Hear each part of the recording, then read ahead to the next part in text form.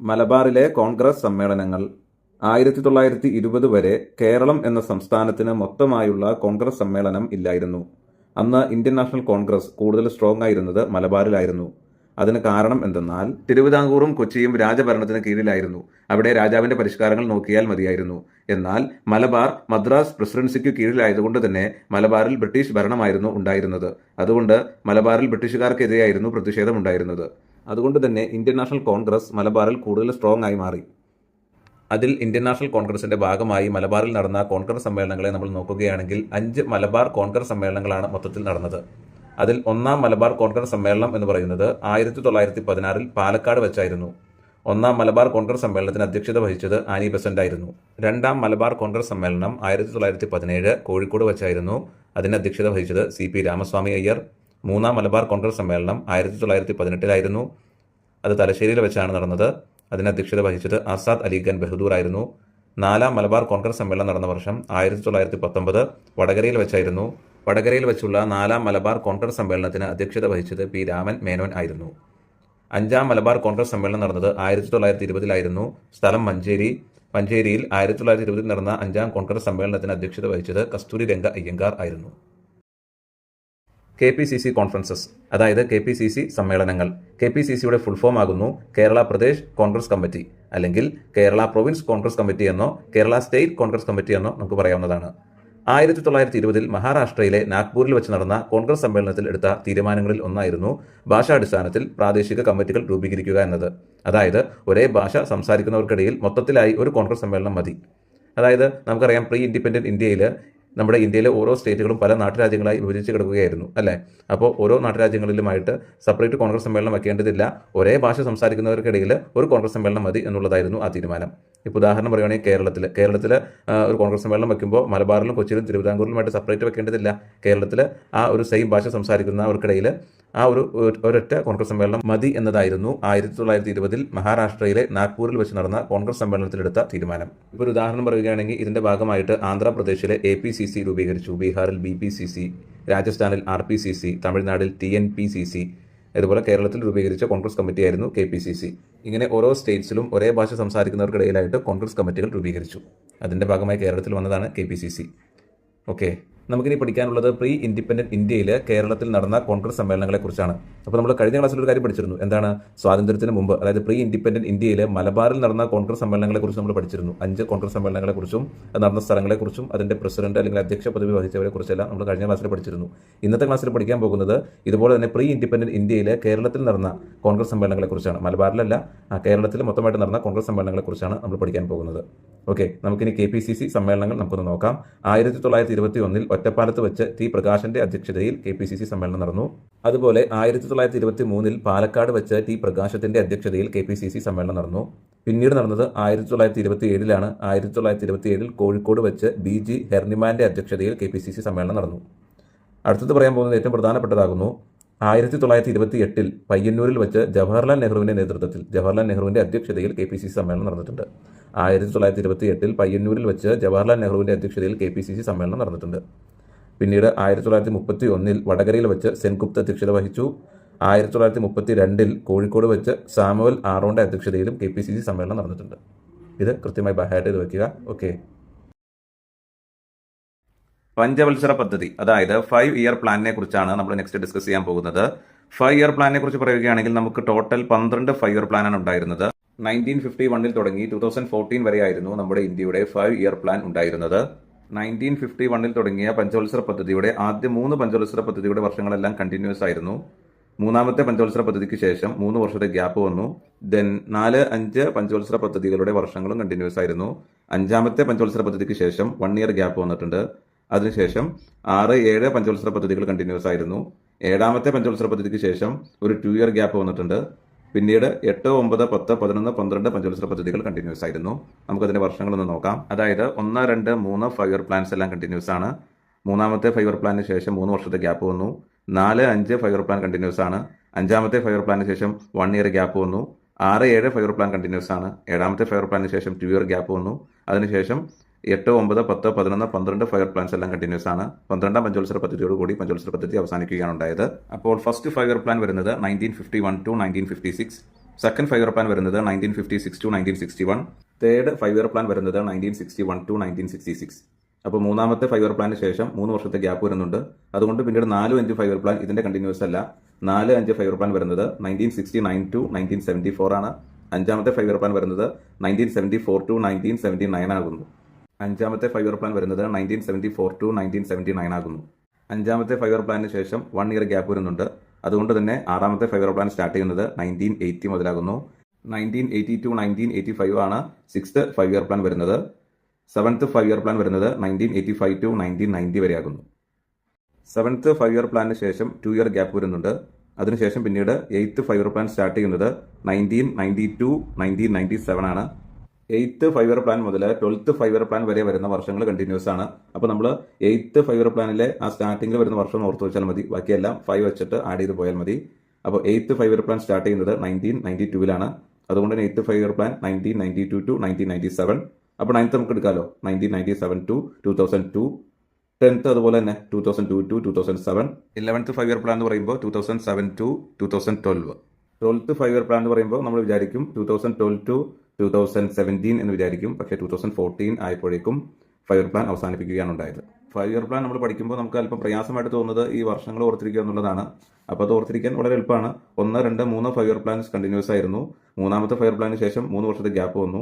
4, 5 പഞ്ചവത്സര പദ്ധതികളും കണ്ടിന്യൂസ് ആയിരുന്നു. അതിനുശേഷം അഞ്ചാമത്തെ പഞ്ചവത്സര പദ്ധതിക്ക് ശേഷം 1 ഇയർ ഗ്യാപ്പ് വന്നു. 6, 7 പഞ്ചവത്സര പദ്ധതികൾ കണ്ടിന്യൂസ് ആയിരുന്നു. 7ാമത്തെ പഞ്ചവത്സര പദ്ധതിക്ക് ശേഷം 2 വർഷത്തെ ഗ്യാപ്പ് വന്നു. പിന്നീട് 8, 9, 10, 11, 12 പഞ്ചവത്സര പദ്ധതികൾ കണ്ടിന്യൂസ് ആയിരുന്നു. പിന്നെ ഒരു കാര്യം ജസ്റ്റ് ഒന്ന് ഓർത്തിരിക്കാം, 8ാമത്തെ പഞ്ചവത്സര പദ്ധതി സ്റ്റാർട്ട് ചെയ്യുന്നത് 1992 ബാക്കിയെല്ലാം 5 വർഷം വെച്ച് ആഡ് ചെയ്ത് പോകുന്നതേ ഉള്ളൂ. അതങ്ങനെ ഓർത്ത് വെച്ചാൽ മതി. ആദ്യത്തെ 3 5 ഇയർ പ്ലാൻ, അതായത് ആദ്യത്തെ 3 പഞ്ചവത്സര പദ്ധതികൾ കഴിയുമ്പോൾ 3 വർഷത്തെ ഗ്യാപ്പ്, പിന്നീട് വരുന്ന 2 പഞ്ചവത്സര പദ്ധതികൾ കഴിയുമ്പോൾ 1 വർഷത്തെ ഗ്യാപ്പ്, അടുത്ത 2 പഞ്ചവത്സര പദ്ധതികൾ കഴിയുമ്പോൾ 2 വർഷത്തെ ഗ്യാപ്പ്, അങ്ങനെ ഓർത്താൽ മതി. പിന്നീട് 8, 9, 10, 11 പഞ്ചവത്സര പദ്ധതികൾ കണ്ടിന്യൂസ് ആണ്. 8ാമത്തെ പഞ്ചവത്സര പദ്ധതികൾ സ്റ്റാർട്ട് ചെയ്യുന്നത് 1992 ഓക്കെ. 12ാമത്തെ പഞ്ചവത്സര പദ്ധതി 2012 തുടങ്ങി 2017 തീരേണ്ടതായിരുന്നു. പക്ഷേ 2014 ആയപ്പോഴേക്കും ഈ പഞ്ചവത്സര പദ്ധതി, അതായത് 5 ഇയർ പ്ലാൻ അവസാനിപ്പിക്കുകയാണ് ഉണ്ടായത്. ദെൻ ഓരോ പഞ്ചവത്സര പദ്ധതിയിലെയും ലക്ഷ്യങ്ങളെക്കുറിച്ച് നമുക്കൊന്ന് ഡിസ്കസ് ചെയ്യാം. 1ാം പഞ്ചവത്സര പദ്ധതിയുടെ ലക്ഷ്യമായിരുന്നു കാർഷിക മേഖലയുടെ സമഗ്ര വികസനം. 2ാം പഞ്ചവത്സര പദ്ധതിയുടെ ലക്ഷ്യമായിരുന്നു വ്യവസായിക വികസനം. 3ാം പഞ്ചവത്സര പദ്ധതി ഭക്ഷ്യ സ്വയം പര്യാപ്തത, സമ്പദ്ഘടനയുടെ സ്വയം പര്യാപ്തത. 4ാം പഞ്ചവത്സര പദ്ധതി സ്ഥിരതയോട് കൂടിയ വളർച്ച, സ്വാശ്രയത്വം. 5ാം പഞ്ചവത്സര പദ്ധതി ദാരിദ്ര്യ നിർമ്മാർജ്ജനം.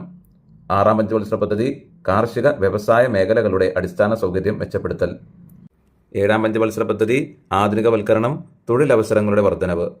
8 മാനവശേഷി വികസനം. 9 ഗ്രാമീണ വികസനം. 10 മൂലധന നിക്ഷേപം വർദ്ധിപ്പിക്കൽ. 11 മുഴുവൻ ജനങ്ങളുടെയും സമഗ്ര വികസനം. 12 സുസ്ഥിര വികസനം തുടങ്ങിയ ലക്ഷ്യങ്ങളെ മുൻനിർത്തിയായിരുന്നു ഓരോ പഞ്ചവത്സര പദ്ധതികളും നടപ്പിലാക്കിയത്. ഒരു കാര്യം കൂടിയുണ്ട്, അത് പ്രത്യേകം ശ്രദ്ധിക്കുക. 1ാം പഞ്ചവത്സര പദ്ധതി അറിയപ്പെട്ടിരുന്ന മറ്റൊരു പേരുണ്ട്. അതിന്റെ പേരാകുന്നു ഹറോൾഡ് ഡോമർ മാതൃക. ഹറോൾഡ് ഡോമർ മാതൃക എന്നറിയപ്പെട്ടിരുന്ന പഞ്ചവത്സര പദ്ധതി ഏതായിരുന്നു എന്ന് ചോദിച്ചാൽ അത് 1ാം പഞ്ചവത്സര പദ്ധതിയാണ്. അതുപോലെ തന്നെ 2ാം പഞ്ചവത്സര പദ്ധതി അറിയപ്പെട്ടിരുന്ന മറ്റൊരു പേരുണ്ട്. അതിന്റെ പേരാകുന്നു മെഹലനോബിസ് മാതൃക. മെഹലനോബിസ് മാതൃക എന്നറിയപ്പെട്ടിരുന്ന പഞ്ചവത്സര പദ്ധതി ഏതായിരുന്നു എന്ന് ചോദിച്ചാൽ അത് 2ാം പഞ്ചവത്സര പദ്ധതിയാകുന്നു. ഓക്കെ. അപ്പോൾ 1ാം പഞ്ചവത്സര പദ്ധതി അറിയപ്പെട്ടിരുന്ന മറ്റൊരു പേരാകുന്നു ഹറോൾഡ് ഡോമർ മാതൃക. 2ാം പഞ്ചവത്സര പദ്ധതി അറിയപ്പെട്ടിരുന്ന മറ്റൊരു പേരാകുന്നു മെഹലനോബിസ് മാതൃക. ഈ പറഞ്ഞ ഓരോ പഞ്ചവത്സര പദ്ധതിയുടെയും ലക്ഷ്യങ്ങൾ ഓർത്തിരിക്കുന്നതിന് വേണ്ടിയിട്ട് ഇതിനെ നമുക്കൊരു കഥ പോലെ അറേഞ്ച് ചെയ്യാം. ഞാൻ ആ കഥ പറയാം. നമ്മുടെ കഥാനായകന്റെ പേര് അർണോൾഡ് എന്നാകുന്നു. അർണോൾഡ് ഒരു കർഷകനായിരുന്നു. തന്റെ കാർഷിക മേഖലയിലെ സമഗ്ര വികസനത്തിന് വേണ്ടി ശ്രമിച്ചുകൊണ്ടിരുന്ന ഒരു മികച്ച കർഷകനായിരുന്നു അർണോൾഡ്. അർണോൾഡ് ഒരിക്കൽ മാഹിൻ എന്ന തന്റെ സുഹൃത്തുമായി പാർട്ണർഷിപ്പിൽ നിന്നുകൊണ്ട് ഒരു കാർഷിക വ്യവസായശാല തുടങ്ങുവാൻ തീരുമാനിച്ചു. പലതരത്തിലുള്ള അഗ്രികൾച്ചറൽ ഫുഡ് പ്രോഡക്റ്റ് ഉണ്ടാക്കുന്ന ഇൻഡസ്ട്രി ആയിരുന്നു അവർ ഉദ്ദേശിച്ചത്. അങ്ങനെ ആ ഇൻഡസ്ട്രി വലിയ സക്സസ് ആയി മാറുകയും അവരുടെ സമ്പത്ത് വർദ്ധിക്കുകയും ചെയ്തു. അവരുടേത് ഒരു ഫുഡ് പ്രോഡക്റ്റ് വിൽക്കുന്ന കമ്പനി ആയതുകൊണ്ട് തന്നെ പുറത്തെ മാർക്കറ്റുകളിൽ നിന്നും ഫുഡ് ഐറ്റംസ് ഒന്നും തന്നെ വാങ്ങിക്കേണ്ട ഒരു അവസ്ഥയും അവർക്ക് പിന്നീട് വന്നില്ല. അങ്ങനെ അവർ ഭക്ഷ്യ സ്വയം പര്യാപ്തത കൈവരിക്കുകയും അവർക്ക് സ്ഥിരതയോടുകൂടിയ വളർച്ച ഉണ്ടാവുകയും ചെയ്തു. അവർ ശരിക്കും സെൽഫ് സഫിഷ്യൻ്റായി മാറുകയാണ് അവിടെ ചെയ്തത്. തങ്ങൾക്കുണ്ടായ നേട്ടങ്ങൾ തങ്ങളുടെ ഗ്രാമത്തിലെ ഓരോ കർഷകർക്കും ഉണ്ടായി കഴിഞ്ഞാൽ ആ ഗ്രാമം മുഴുവനും ദാരിദ്ര്യ നിർമ്മാർജ്ജനം നടക്കുമല്ലോ എന്നവർ കരുതി. അതുകൊണ്ട് തന്നെ തങ്ങളുടെ ഗ്രാമത്തിലെ ഓരോ കൃഷിയിടങ്ങളിലും കാർഷിക വ്യവസായ മേഖലകളിലെ അടിസ്ഥാന സൗകര്യങ്ങൾ മെച്ചപ്പെടുത്തി ആധുനികവൽക്കരിച്ച് അവിടെ ഓരോ കർഷകർക്കും അവർ ജോലി കൊടുത്തു.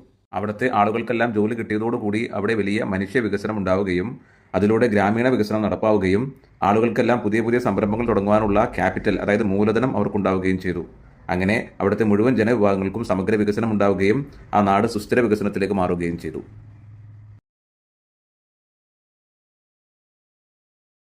ഇന്ത്യൻ ഭരണഘടന നിലവിൽ വരുന്ന സമയത്ത് ഇന്ത്യയുടെ ഭരണഘടനയിൽ, അതായത് ഇന്ത്യയുടെ കോൺസ്റ്റിറ്റ്യൂഷനിൽ 22 ഭാഗങ്ങളും 395 ആർട്ടിക്കിൾസും 8 പട്ടികകളുമാണ് ഉണ്ടായിരുന്നത്.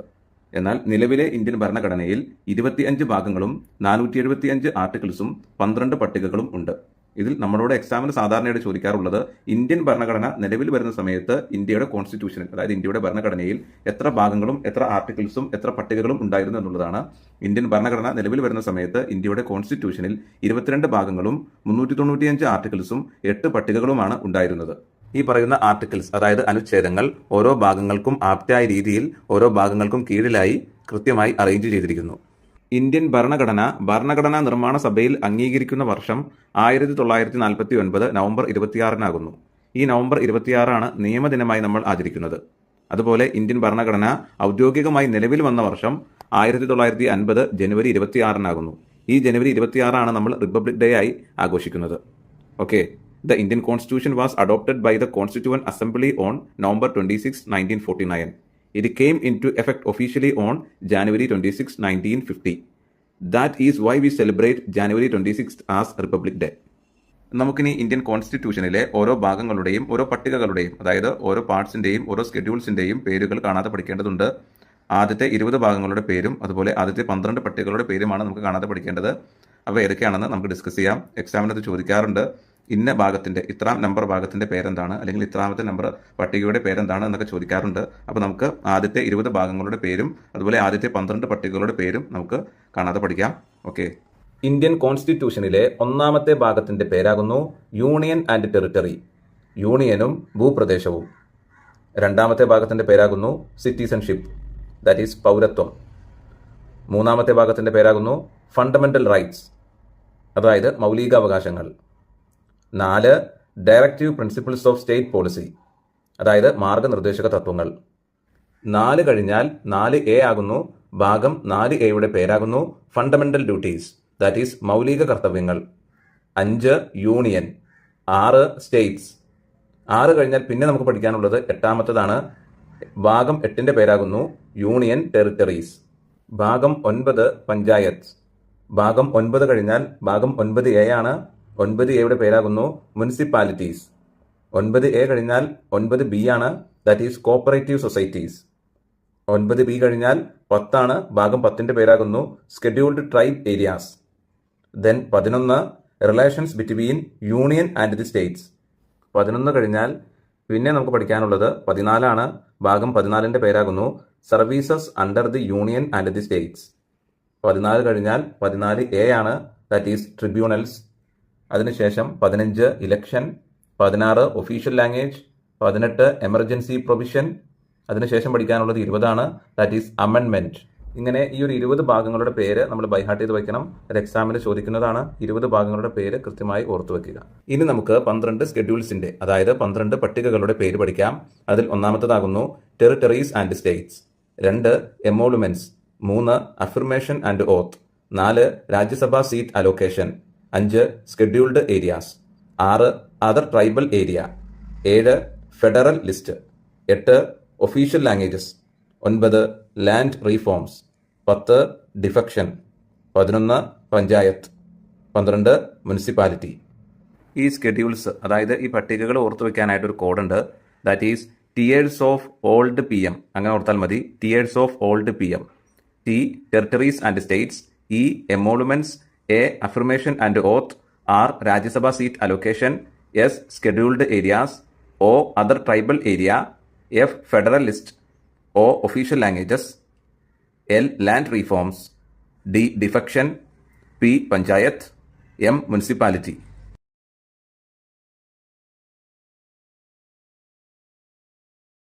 പണ്ടാരപ്പാട്ട വിളംബരം അഥവാ ജന്മിക്കുടിയാൻ വിളംബരം 1865 തിരുവിതാംകൂർ ഭരണാധികാരിയായിരുന്ന ആയില്യം തിരുനാളിന്റെ കാലത്താണ് പണ്ടാരപ്പാട്ട വിളംബരം നടന്നത്. പണ്ടാരവക എന്ന് പറഞ്ഞാൽ സർക്കാർ വക ഭൂമി എന്നാണ് അർത്ഥം. സർക്കാർ വക ഭൂമി പാട്ടത്തിന് കിട്ടി കൈവശം വെച്ചിരുന്ന ആളുകൾക്ക് ഉടമസ്ഥാവകാശവും കൈമാറ്റാവകാശവും പിന്തുടർച്ചാവകാശവും കൊടുത്ത സർക്കാർ വിളംബരത്തെ ആണ് പണ്ടാരപ്പാട്ട വിളംബരം എന്ന് പറയുന്നത്. പണ്ടാരപ്പാട്ട വിളംബരത്തെ ജന്മികുടിയാൻ വിളംബരം എന്നും പറയുന്നു. ജന്മികുടിയാൻ വിളംബരം എന്ന് പറഞ്ഞാൽ വസ്തു എന്ന് പറയുന്നത് ഭൂമിയാകുന്നു. ഭൂമിയിൽ കുടിയാൻ എന്ന് പറഞ്ഞാൽ കൃഷി ഉടമയ്ക്കുള്ള അവകാശത്തിന് സ്ഥിരത നൽകിയ നിയമമാകുന്നു ജന്മികുടിയാൻ വിളംബരം. ഈ പണ്ടാരപ്പാട്ട വിളംബരത്തെ, അതായത് ജന്മി കുടിയാൻ വിളംബരത്തെ കർഷകരുടെ മാഗ്നാർ കാർട്ട എന്നും തിരുവിതാംകൂറിലെ മാഗ്നാർ കാർട്ട എന്നും പറയുന്നു.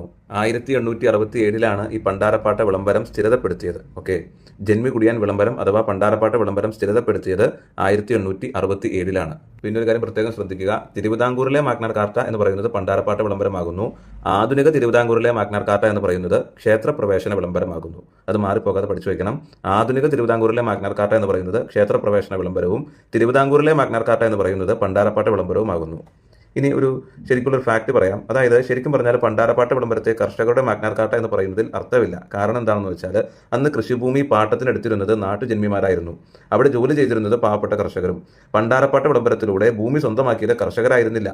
ശരിക്കും പറഞ്ഞാൽ നാട്ടുജന്മിമാർ തന്നെയായിരുന്നു ആ ഭൂമി കൈവശമാക്കിയത്. പണ്ടാരപ്പാട്ട വിളംബരത്തിലൂടെ ഭൂമി സ്വന്തമാക്കിയത് കർഷകരായിരുന്നില്ല.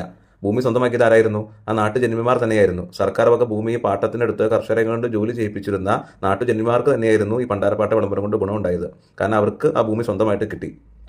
പിന്നെ പരീക്ഷയ്ക്ക് പഠിക്കുമ്പോൾ പണ്ടാരപ്പാട്ട വിളംബരത്തെ കർഷകരുടെ മാഗ്നാർ കാർട്ട എന്നും തിരുവിതാംകൂറിന്റെ മാഗ്നാർ കാർട്ട എന്നും പഠിക്കുക. Okay. Malayali memorial.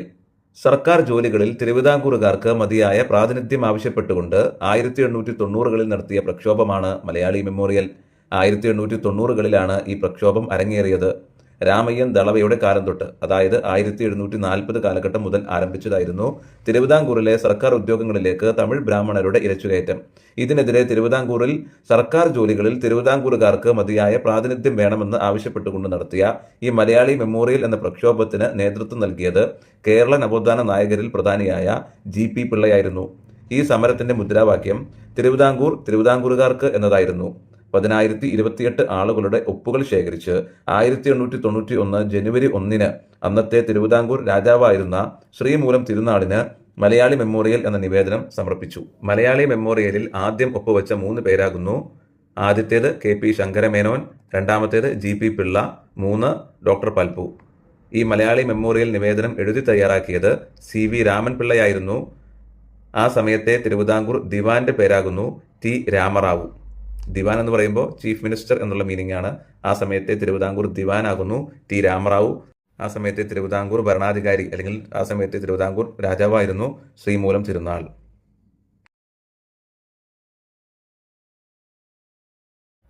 Ezhava memorial. ഈഴവർ അനുഭവിക്കുന്ന അവഗണനയ്ക്കെതിരെ ഡോക്ടർ പൽപ്പുവിന്റെ നേതൃത്വത്തിൽ 1896 സെപ്റ്റംബർ 3 13,176 പേർ ഒപ്പുവെച്ച നിവേദനം അന്നത്തെ തിരുവിതാംകൂർ മഹാരാജാവായിരുന്ന ശ്രീമൂലം തിരുനാളിന് സമർപ്പിച്ചതാകുന്നു ഈഴവ മെമ്മോറിയൽ. ആ സമയത്തെ തിരുവിതാംകൂർ ദിവാൻ, അതായത് ആ സമയത്തെ തിരുവിതാംകൂർ ചീഫ് മിനിസ്റ്റർ ആയിരുന്നു ദിവാൻ ശങ്കര സുബ്ബയ്യർ. രണ്ടാം ഈഴവ മെമ്മോറിയൽ. രണ്ടാം ഈഴവ മെമ്മോറിയൽ 1900 കാഴ്സൺ പ്രഭു തിരുവിതാംകൂർ സന്ദർശിച്ച സമയത്ത് സമർപ്പിച്ചു. 1896 ശ്രീമൂലം തിരുനാളിന് സമർപ്പിച്ച ഈഴവ മെമ്മോറിയൽ കൊണ്ട് യാതൊരു ഗുണവും ഉണ്ടാകാത്തതുകൊണ്ടാണ് രണ്ടാം ഈഴവ മെമ്മോറിയൽ കാഴ്സൺ പ്രഭുവിന് സമർപ്പിച്ചത്. എന്നാൽ കാഴ്സൺ പ്രഭുവിന് സമർപ്പിച്ച രണ്ടാം ഈഴവ മെമ്മോറിയൽ കൊണ്ടും പ്രത്യേകിച്ച് ഗുണമൊന്നും ഉണ്ടായില്ല. തളിക്ഷേത്ര സമരം. കോഴിക്കോട് ധാരാളമായി കാണപ്പെടുന്ന ക്ഷേത്രവര സമുച്ചയങ്ങളാണ് തളിക്ഷേത്രങ്ങൾ. ഈ ക്ഷേത്രങ്ങളിലേക്കുള്ള റോഡുകളിലൂടെ വഴി നടക്കുവാനുള്ള സ്വാതന്ത്ര്യത്തിനു വേണ്ടി നടക്കുന്ന സമരമാണ് തളിക്ഷേത്ര സമരം അഥവാ തളി റോഡ് സമരം കൊണ്ട് ഉദ്ദേശിക്കുന്നത്.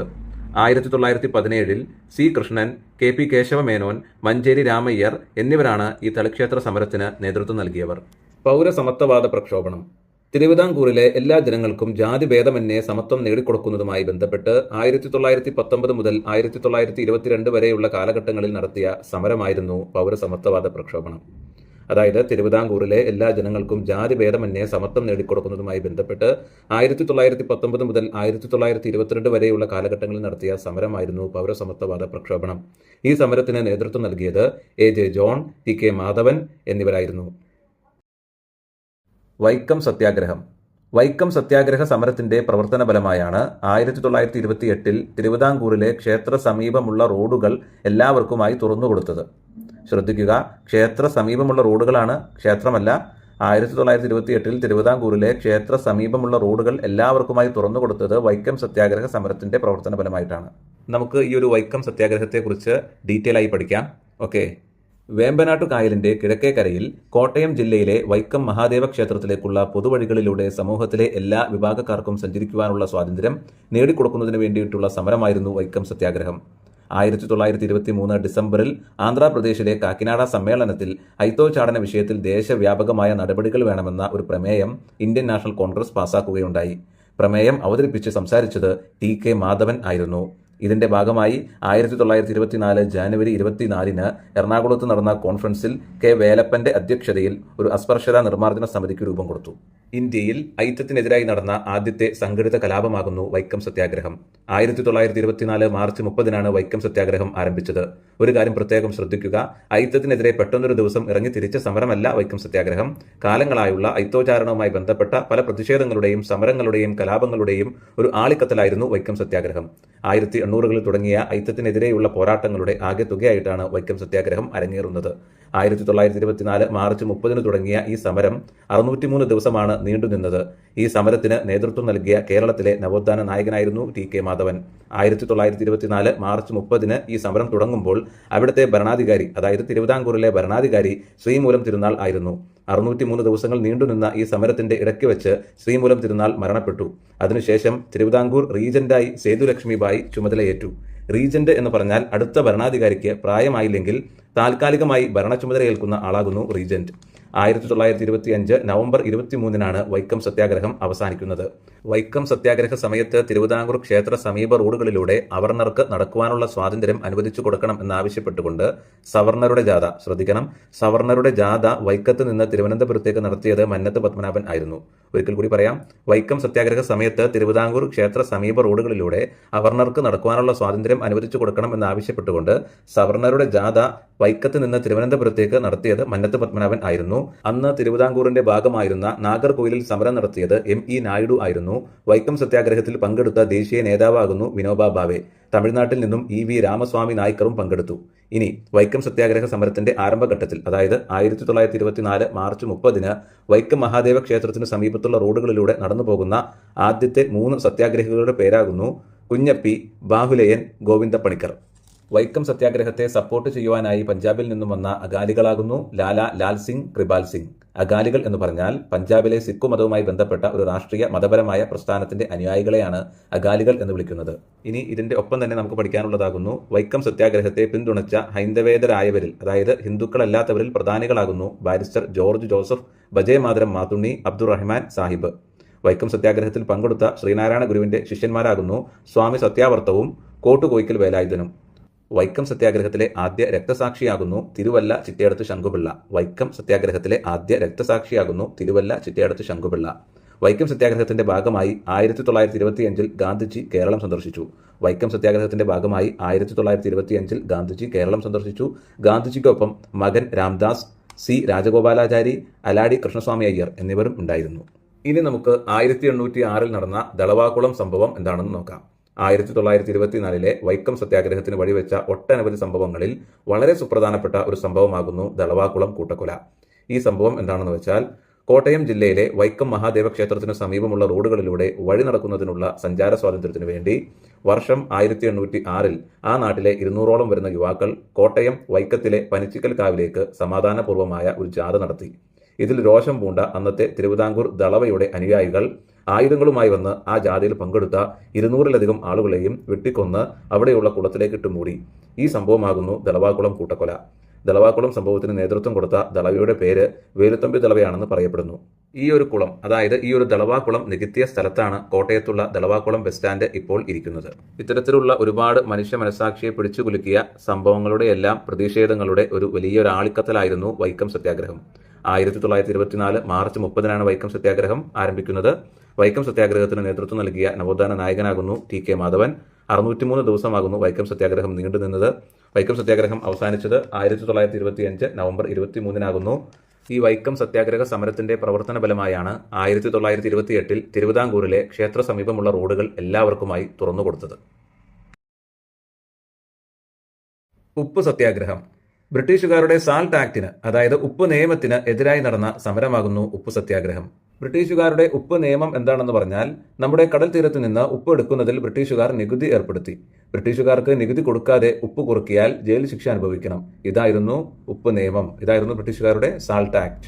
ഈ ഒരു ഉപ്പ് നിയമം ലംഘിക്കുവാനായി 1930 സിവിൽ നിയമലംഘന പ്രസ്ഥാനത്തിന്റെ ഭാഗമായി ഗാന്ധിജി നടത്തിയ സമരമായിരുന്നു ഉപ്പ് സത്യാഗ്രഹം. സിവിൽ നിയമലംഘന പ്രസ്ഥാനം എന്ന് പറഞ്ഞാൽ അന്യായമായ നിയമങ്ങൾ സമാധാനപരമായി എതിർക്കുകയും ലംഘിക്കുകയും ചെയ്യുന്ന ഒരു രാഷ്ട്രീയ പ്രസ്ഥാനമാകുന്നു സിവിൽ നിയമലംഘന പ്രസ്ഥാനം. 1930 മാർച്ച് 12 ഗുജറാത്തിലെ അഹമ്മദാബാദിലുള്ള സബർമതി ആശ്രമത്തിൽ നിന്നും 390 കിലോമീറ്റർ ഡിസ്റ്റൻസ് അകലെയുള്ള ഗുജറാത്തിലെ ദണ്ഡി കടപ്പുറത്തേക്ക് ഗാന്ധിജി തന്റെ തിരഞ്ഞെടുക്കപ്പെട്ട 78 അനുയായികൾക്കൊപ്പം ഉപ്പ് സത്യാഗ്രഹ യാത്ര ആരംഭിച്ചു. അപ്പോൾ പ്രത്യേകം ശ്രദ്ധിക്കുക, ഉപ്പ് സത്യാഗ്രഹ യാത്ര ആരംഭിച്ച വർഷവും ഡേറ്റും 1930 മാർച്ച് 12 എവിടെ നിന്നാണ് ആരംഭിച്ചത്? ഗുജറാത്തിലെ അഹമ്മദാബാദിലുള്ള സബർമതി ആശ്രമത്തിൽ നിന്നും. എത്ര കിലോമീറ്റർ ഡിസ്റ്റൻസ് ആയിരുന്നു? 390 കിലോമീറ്റർ ഡിസ്റ്റൻസ് അകലെയുള്ള ഗുജറാത്തിലെ ദണ്ഡി കടപ്പുറത്തേക്കായിരുന്നു അന്ന് ഉപ്പ് സത്യാഗ്രഹ യാത്ര ആരംഭിച്ചത്. ഈ ഒരു സമരയാത്രയിലുടനീളം നൂറുകണക്കിന് ആളുകൾ ഈ സമരത്തെ അനുകൂലിച്ചുകൊണ്ട് അണിചേരുകയുണ്ടായി. 1930 ഏപ്രിൽ 5 ഗാന്ധിജിയും അനുയായികളും ഗുജറാത്തിലെ ദണ്ഡി കടപ്പുറത്ത് എത്തിച്ചേർന്നത്. 24 ദിവസം കൊണ്ട് 390 കിലോമീറ്ററാണ് അവർ സഞ്ചരിച്ചത്. 1930 ഏപ്രിൽ 6 ഗാന്ധിജി ഉപ്പ് നിയമം ലംഘിച്ചു. ഈ ഒരു വർഷവും ഡേറ്റും കൃത്യമായിട്ട് ഓർത്തിരിക്കണം. ഗാന്ധിജി ഉപ്പ് സത്യാഗ്രഹ യാത്ര ആരംഭിച്ചത് 1930 മാർച്ച് 12.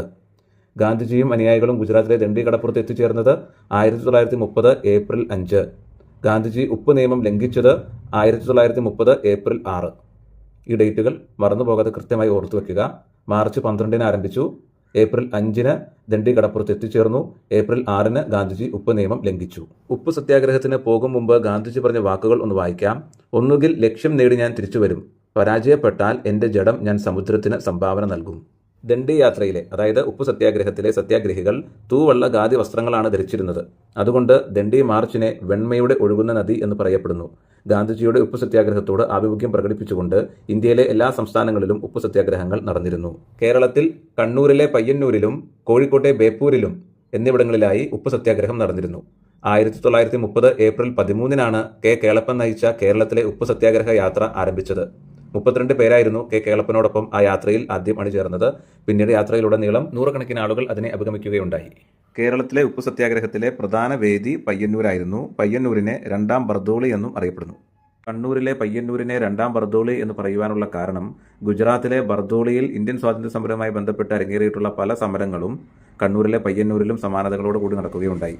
അത് കാരണം കൊണ്ടാണ് കണ്ണൂരിലെ പയ്യന്നൂരിനെ രണ്ടാം ബർദോളി എന്ന് അറിയപ്പെടുന്നത്. കേരളത്തിലെ ഉപ്പ് സത്യാഗ്രഹത്തിന്റെ ഗാനമായിരുന്നു വരിക വരിക സഹചരെ എന്നത്. ഗാന്ധിജിയുടെ ദണ്ഡി ഉപ്പ് സത്യാഗ്രഹത്തിന്റെ ഗാനമായിരുന്നു രഘുപതി രാഘവ രാജാറാം. വരിക വരിക സഹചരെ എന്നുള്ള ഗാനം എഴുതിയത് അംശി നാരായണപിള്ളയാകുന്നു. ഇതിൻ്റെ ഒപ്പം തന്നെ നമുക്ക് വേറൊരു കാര്യം കൂടി പഠിക്കാനുണ്ട്. അതായത് കേരളത്തിലെ ഉപ്പ് സത്യാഗ്രഹത്തിന്റെ ഭാഗമായിട്ട് പാലക്കാട് നിന്നും കോഴിക്കോട്ടെ ബേപ്പൂരിലേക്ക് ഉപ്പ് സത്യാഗ്രഹ ജാഥ നടന്നിട്ടുണ്ട്. അതിന് നേതൃത്വം കൊടുത്തത് TR കൃഷ്ണസ്വാമി അയ്യർ ആകുന്നു. TR കൃഷ്ണസ്വാമി അയ്യർ പാലക്കാട്ടെ തന്റെ ശിവഗിരി ആശ്രമത്തിൽ നിന്നും കോഴിക്കോട്ടെ ബേപ്പൂരിലേക്ക് ഉപ്പ് സത്യാഗ്രഹ ജാഥ നടത്തിയിട്ടുണ്ട്. അപ്പോൾ നമ്മൾ പറഞ്ഞു വന്നത് കേരളത്തിലെ ഉപ്പ് സത്യാഗ്രഹത്തിന്റെ ഏറ്റവും പ്രധാനപ്പെട്ട വേദിയായിരുന്നു പയ്യന്നൂർ. ഈ പയ്യന്നൂർ സത്യാഗ്രഹം, കേരളത്തിലെ ഈ ഉപ്പ് സത്യാഗ്രഹം ആരംഭിച്ചത് 1930 ഏപ്രിൽ 13 1930 ഏപ്രിൽ 21 പയ്യന്നൂരിലെത്തി. 1930 ഏപ്രിൽ 23 ഉപ്പ് നിയമം ലംഘിച്ചു. ഈ ഡേറ്റുകൾ മറന്നു പോകരുത്. കേരളത്തിലെ ഉപ്പ് സത്യാഗ്രഹ ജാഥ ആരംഭിച്ചത് 1930 ഏപ്രിൽ 13 1930 ഏപ്രിൽ 21 പയ്യന്നൂർ കടപ്പുറത്തുവരെത്തി. 1930 ഏപ്രിൽ 23 കേരളത്തിൽ ഉപ്പ് നിയമം ലംഘിച്ചു. എന്നാൽ ദേശീയ തലത്തിലുള്ള ഗാന്ധിജിയുടെ ഉപ്പ് സത്യാഗ്രഹത്തിന്റെ ഡേറ്റും ഇതായിട്ട് ക്ലാഷ് ആവരുത്. ഗാന്ധിജിയുടെ ഉപ്പ് സത്യാഗ്രഹത്തിന്റെ ഡേറ്റ് ഞാൻ പറയാം, ശ്രദ്ധിച്ച് കേൾക്കുക. ഗാന്ധിജിയുടെ ഉപ്പ് സത്യാഗ്രഹം ആരംഭിച്ച ഡേറ്റ് 1930 മാർച്ച് 12 പിന്നീട് 1930 ഏപ്രിൽ 5 ഗുജറാത്തിലെ ദണ്ഡി കടപ്പുറത്ത് എത്തിച്ചേർന്നു. 1930 ഏപ്രിൽ 6 ഗാന്ധിജി ഉപ്പ് നിയമം ലംഘിച്ചു. അപ്പോൾ ഒരിക്കൽ കൂടി പറയാം, ഗാന്ധിജിയുടെ ഉപ്പ് സത്യാഗ്രഹ സമരം ആരംഭിച്ച ഡേറ്റ് 1930 മാർച്ച് 12, ദണ്ഡി കടപ്പുറത്ത് എത്തിയ ഡേറ്റ് 1930 ഏപ്രിൽ 5, ഉപ്പ് നിയമം ലംഘിച്ചത് 1930 ഏപ്രിൽ 6. അപ്പോൾ മാർച്ച് 12, ഏപ്രിൽ 5, ഏപ്രിൽ 6 വർഷമെല്ലാം സെയിം ആണ്, 1930. എന്നാൽ കേരളത്തിലെ ഉപ്പ് സത്യാഗ്രഹവുമായി സംബന്ധിച്ചുള്ള ഡേറ്റ് പറയാം, വർഷം സെയിം തന്നെയാണ്, 1930 തന്നെയാണ്. എന്നാൽ കേരളത്തിലെ ഉപ്പ് സത്യാഗ്രഹം ആരംഭിച്ച ഡേറ്റ് എന്ന് പറയുന്നത് ഏപ്രിൽ 13 പയ്യന്നൂരിലെ കടപ്പുറത്ത് എത്തിയത് ഏപ്രിൽ 21 പയ്യന്നൂരിൽ വെച്ച് ഉപ്പ് നിയമം ലംഘിച്ചത് ഏപ്രിൽ 23 അപ്പോൾ ഏപ്രിൽ മാസങ്ങളിലാണ് കേരളത്തിലുള്ള ഉപ്പ് സത്യാഗ്രഹം നടന്നത്. April 13, April 21, April 23. എന്നാൽ ഗാന്ധിജിയുടെ ഉപ്പ് സത്യാഗ്രഹം ആരംഭിച്ചത് മാർച്ച്, ഏപ്രിൽ മാസങ്ങളിലായിട്ടാണ്. മാർച്ച് 12 തുടങ്ങി, ഏപ്രിൽ 5 എത്തിച്ചേർന്നു, ഏപ്രിൽ 6 ഉപ്പ് നിയമം ലംഘിച്ചു. അപ്പോൾ അത് മറന്നു പോകാതെ, മാറിപ്പോകാതെ പ്രത്യേകം ബൈഹാർട്ട് ചെയ്ത് വയ്ക്കുക, മനസ്സിലാക്കി വയ്ക്കുക. Thank you. കേരളത്തിൽ നടന്ന ഉപ്പ് സത്യാഗ്രഹവുമായി ബന്ധപ്പെട്ട്, അതായത് പയ്യന്നൂർ ഉപ്പ് സത്യാഗ്രഹവുമായി ബന്ധപ്പെട്ട് 2-3 പോയിന്റ്സ് കൂടി നമുക്ക് ഡിസ്കസ് ചെയ്യാനുണ്ട്. ആ പോയിന്റ്സിലേക്കൊന്ന് പോകാം. 1930 കേരളത്തിൽ നടന്ന ഉപ്പ് സത്യാഗ്രഹത്തിൽ കെ കേളപ്പനെ അറസ്റ്റ് ചെയ്തപ്പോൾ പയ്യന്നൂർ ഉപ്പ് സത്യാഗ്രഹത്തിന്റെ നേതൃത്വം ഏറ്റെടുത്തത് മൊയ്യാരത്ത് ശങ്കരൻ ആയിരുന്നു. പയ്യന്നൂർ ഉപ്പ് സത്യാഗ്രഹത്തിന്റെ ഭാഗമായി ബെല്ലാരി ജയിലിൽ അടയ്ക്കപ്പെട്ട PC കുഞ്ഞിരാമൻ അടിയോടി 43 ദിവസത്തെ ഉപവാസത്തിനുള്ളിൽ ജയിലിൽ വെച്ച് മരണപ്പെട്ടു. AKG അടക്കമുള്ള നേതാക്കൾ പയ്യന്നൂർ ഉപ്പ് സത്യാഗ്രഹത്തിൽ അറസ്റ്റ് ചെയ്യപ്പെട്ടിട്ടുണ്ട്. പിന്നെ ഒരു കാര്യം കൂടി നമ്മൾ അറിഞ്ഞിരിക്കണം, ഈ സാൾട്ട് ആക്ട്, അതായത് ഉപ്പ് നിയമം ബ്രിട്ടീഷ് ഇന്ത്യയിൽ നടപ്പിലാക്കിയത് ഏത് വർഷം മുതലാണെന്നുള്ളത് നമ്മൾ അറിഞ്ഞിരിക്കേണ്ട ഒരു വിഷയമാണ്. അത് 1836 മുതലാണ് ഈ ഉപ്പ് നിയമം ബ്രിട്ടീഷുകാർ ഇന്ത്യയിൽ നടപ്പിലാക്കിയത്. അപ്പോൾ ആ സമയം മുതലേ നമ്മുടെ ബ്രിട്ടീഷ് ഇന്ത്യയിൽ ഇതുമായി ബന്ധപ്പെട്ട് പല എതിർപ്പുകളും പല പ്രതിഷേധങ്ങളും സമരങ്ങളൊക്കെ ഉണ്ടായിട്ടുണ്ട്.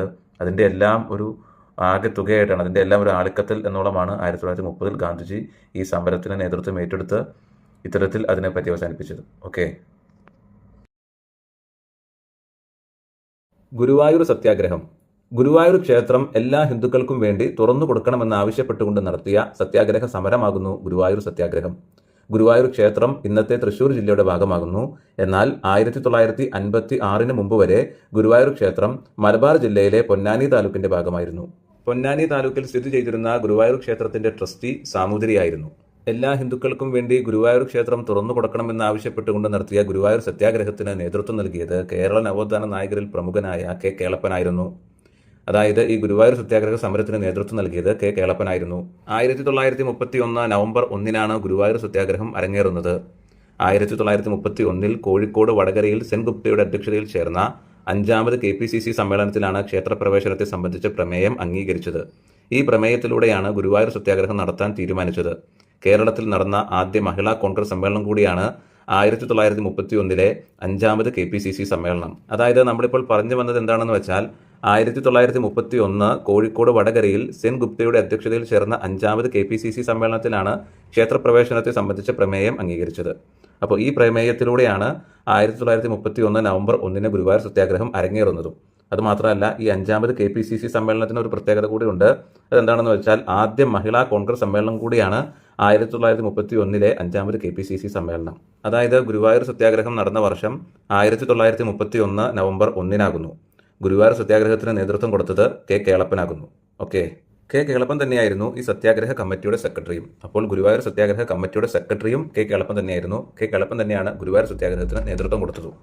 അതുമാത്രമല്ല, ഗുരുവായൂർ സത്യാഗ്രഹ സമരത്തിന്റെ പ്രസിഡന്റ് മന്നത്ത് പത്മനാഭനായിരുന്നു. ഗുരുവായൂർ സത്യാഗ്രഹ സമരത്തിന്റെ പ്രസിഡന്റ് മന്നത്ത് പത്മനാഭനായിരുന്നു. ഗുരുവായൂർ സത്യാഗ്രഹത്തിന്റെ വോളണ്ടിയർ ക്യാപ്റ്റൻ AKG ആയിരുന്നു. ഗുരുവായൂർ സത്യാഗ്രഹത്തിന്റെ വോളണ്ടിയർ ക്യാപ്റ്റൻ AKG ആയിരുന്നു. ഗുരുവായൂർ ക്ഷേത്രത്തിൽ മണിയടിച്ച ആദ്യ അബ്രാഹ്മണൻ P. കൃഷ്ണപിള്ളയാണ്. ഗുരുവായൂർ ക്ഷേത്രത്തിൽ മണിയടിച്ച ആദ്യ അബ്രാഹ്മണൻ P. കൃഷ്ണപിള്ളയാകുന്നു. KPCCയുടെ കീഴിലാണ് ഈ സത്യാഗ്രഹം നടന്നത്. ഗുരുവായൂർ സത്യാഗ്രഹവുമായി ബന്ധപ്പെട്ട് തടവിന് ശിക്ഷിക്കപ്പെട്ടവരാകുന്നു TR കൃഷ്ണസ്വാമി അയ്യരും സുബ്രഹ്മണ്യൻ തിരുമുമ്പും. ഗുരുവായൂർ സത്യാഗ്രഹവുമായി ബന്ധപ്പെട്ട് തടവിന് ശിക്ഷിക്കപ്പെട്ടവരാകുന്നു TR കൃഷ്ണസ്വാമി അയ്യരും സുബ്രഹ്മണ്യൻ തിരുമുമ്പും. 1932 സെപ്റ്റംബർ 21 K. കേളപ്പൻ മരണം വരെ നിരാഹാര സത്യാഗ്രഹം ആരംഭിച്ചു. എന്നാൽ 1932 ഒക്ടോബർ 2 ഗാന്ധിജിയുടെ നിർദ്ദേശപ്രകാരം ഈ നിരാഹാര സമരം അവസാനിപ്പിച്ചു. അതായത് 1932 സെപ്റ്റംബർ 21 K. കേളപ്പൻ മരണം വരെ നിരാഹാര സത്യാഗ്രഹം ആരംഭിക്കുകയും എന്നാൽ 1932 ഒക്ടോബർ 2 ഗാന്ധിജിയുടെ നിർദ്ദേശപ്രകാരം ഈ നിരാഹാരം അവസാനിപ്പിക്കുകയുമാണ് ചെയ്തത്. സത്യാഗ്രഹത്തെ തുടർന്ന് പൊന്നാനി താലൂക്കിൽ നടത്തിയ വോട്ടെടുപ്പിൽ 77% സവർണ ഹിന്ദുക്കളും ക്ഷേത്രപ്രവേശനത്തെ അനുകൂലിച്ചു. സത്യാഗ്രഹത്തെ തുടർന്ന് പൊന്നാനി താലൂക്കിൽ നടത്തിയ വോട്ടെടുപ്പിൽ 77% സവർണ ഹിന്ദുക്കളും ക്ഷേത്രപ്രവേശനത്തെ അനുകൂലിച്ചു. 1932 ഈ സമരം അവസാനിപ്പിച്ചു. 1932 ഈ സമരം അവസാനിപ്പിച്ചു. ക്ഷേത്രപ്രവേശന വിളംബരം, that means temple entry proclamation. ആധുനിക തിരുവിതാംകൂറിന്റെ മാഗ്നാ കാർട്ട എന്നറിയപ്പെടുന്ന ഒന്നാകുന്നു ക്ഷേത്രപ്രവേശന വിളംബരം. ക്ഷേത്രപ്രവേശന വിളംബരത്തിന്റെ പിതാവ്, സൃഷ്ടാവ്, പ്രയോക്താവ് എന്നീ നിലകളിൽ അറിയപ്പെടുന്ന കേരള നവോത്ഥാന നായകനാകുന്നു TK മാധവൻ. 1936 നവംബർ 12 ക്ഷേത്രപ്രവേശന വിളംബരം നടന്നത്. 1936 നവംബർ 12 ശ്രീ ചിത്ര തിരുനാൾ മഹാരാജാവിന്റെ കാലത്താണ് ക്ഷേത്രപ്രവേശന വിളംബരം പുറപ്പെടുവിക്കുന്നത്. 1936 നവംബർ 12 മലയാള മാസം കൂടി നമ്മൾ അറിഞ്ഞിരിക്കണം. അത് 1112 തുലാം 27 ആകുന്നു. 1936 നവംബർ 12 മലയാള മാസം. അപ്പോൾ നമ്മൾ പറഞ്ഞത് ക്ഷേത്രപ്രവേശന വിളംബരം നടന്ന വർഷം 1936 നവംബർ 12, അതിന്റെ മലയാള മാസം 1112 തുലാം 27. ഈ ക്ഷേത്രപ്രവേശന വിളംബരം നടക്കുമ്പോൾ തിരുവിതാംകൂറിന്റെ ഭരണാധികാരി ശ്രീ ചിത്ര തിരുനാൾ മഹാരാജാവായിരുന്നു. ക്ഷേത്രപ്രവേശന വിളംബരം എഴുതി തയ്യാറാക്കിയത് ഉള്ളൂർ S. പരമേശ്വര അയ്യർ. ക്ഷേത്രപ്രവേശന വിളംബരത്തെ ആധുനിക കാലത്തിന്റെ മഹാത്ഭുതം എന്ന് വിശേഷിപ്പിച്ചത് ഗാന്ധിജി ആകുന്നു. അതുപോലെ ഗാന്ധിജി മറ്റൊരു കാര്യം കൂടി പറഞ്ഞിട്ടുണ്ട്. The authoritative scripture of the people's spiritual emancipation എന്നുകൂടി ക്ഷേത്ര പ്രവേശന വിളംബരത്തെ ഗാന്ധിജി പറഞ്ഞിട്ടുണ്ട്. അതിന്റെ മലയാളം ജനങ്ങളുടെ അധ്യാത്മ വിമോചനത്തിന്റെ ആധികാരിക രേഖയായ സ്മൃതി എന്നുകൂടി മഹാത്മാഗാന്ധിജി ക്ഷേത്ര പ്രവേശന വിളംബരത്തെ വിശേഷിപ്പിച്ചിട്ടുണ്ട്. മറ്റൊരു കാര്യം കൂടി നമുക്ക് അറിഞ്ഞിരിക്കേണ്ടതുണ്ട്. 1947 മലബാറിലും 1948 കൊച്ചിയിലും ക്ഷേത്ര പ്രവേശന വിളംബരം അനുവദിച്ചു. അപ്പോൾ ക്ഷേത്ര പ്രവേശന വിളംബരത്തിന്റെ വർഷങ്ങളൊക്കെ ഒന്ന് ഓർത്തു വെക്കുക. 1936 തിരുവിതാംകൂറിലും 1947 മലബാറിലും 1948 കൊച്ചിയിലും ക്ഷേത്ര പ്രവേശന വിളംബരം നടക്കുകയുണ്ടായി. നമുക്കിനകത്ത് ഏറ്റവും പ്രാധാന്യം കൊടുക്കേണ്ടത് ആദ്യത്തെ ക്ഷേത്ര പ്രവേശന വിളംബരമാണ്. അത് തിരുവിതാംകൂറാണ്. അത് 1936 നവംബർ 12-നാകുന്നു. മലയാള മാസം 1112 തുലാം 27-നാകുന്നു. ക്ഷേത്ര പ്രവേശന വിളംബരത്തിന്റെ സൃഷ്ടാവ്, പിതാവ്, പ്രയോക്താവ് എന്ന നിലകളിൽ അറിയപ്പെടുന്ന കേരള നവോത്ഥാന നായകരിൽ പ്രമുഖനാകുന്നു ടി കെ മാധവൻ.